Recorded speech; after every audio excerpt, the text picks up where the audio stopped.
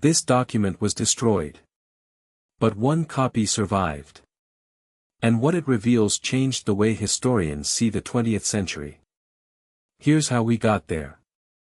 Between the late 1970s and early 1990s, an estimated 30,000 people in the United States alone were infected with HIV and hepatitis C through contaminated blood products. Most were hemophiliacs who needed regular transfusions to survive. But instead of life-saving treatment, they received a death sentence. The tragedy was compounded by the fact that health authorities had clear warnings about the risks, yet chose to ignore them. What followed was not an immediate response to contain the crisis, but a systematic cover-up that spanned decades and crossed international borders. The contamination began with Factor VIII, a blood-clotting product essential for hemophiliacs. Unlike whole blood transfusions, Factor VIII was made by pooling plasma from thousands of donors, then concentrating it. This process turned a single infected donor into a potential source of contamination for thousands of patients.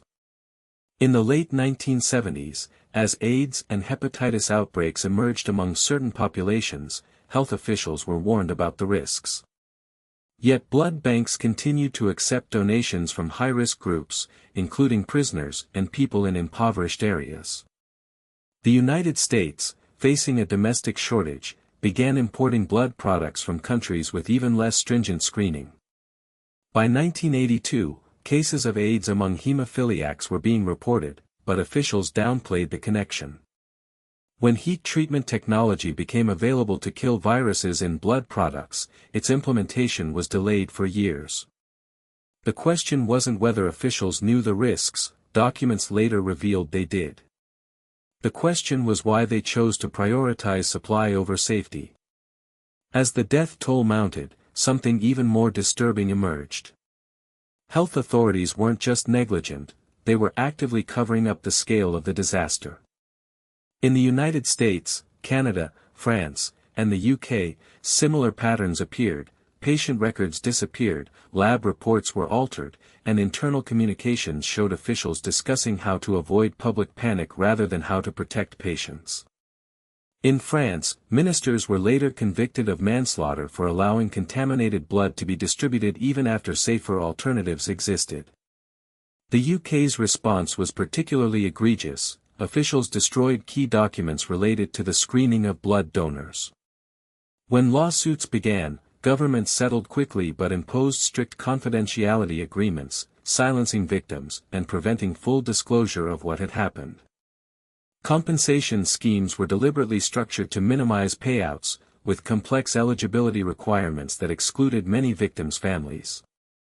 Throughout the 1990s and 2000s, freedom of information requests were routinely denied, with governments citing national security or ongoing investigations as justification. The human cost of this institutional betrayal is almost impossible to calculate. Beyond the initial 30,000 infected in the US, similar patterns emerged worldwide.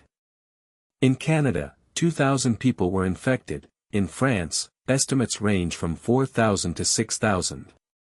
But these numbers only tell part of the story. Each infected person potentially exposed their partners, their children during pregnancy or breastfeeding, and others through secondary transmission. Entire families were devastated. One survivor described attending 75 funerals in a single year. The psychological trauma was compounded by the stigma of AIDS in the 1980s, leading many victims to hide their condition even from loved ones. Children born with hemophilia found themselves orphaned as both parents sometimes fell ill.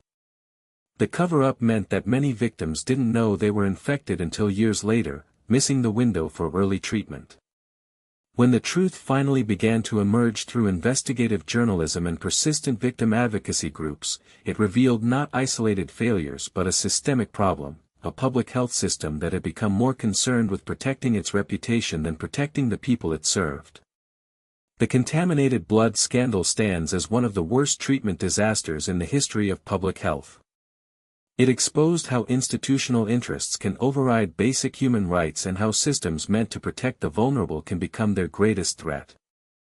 Decades later, victims and their families continue to fight for full disclosure and adequate compensation.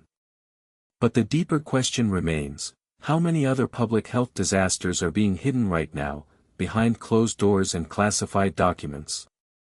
Thousands were infected. The truth was buried. And the institutions that should have protected them, were the ones who did it. How many more secrets are still hidden?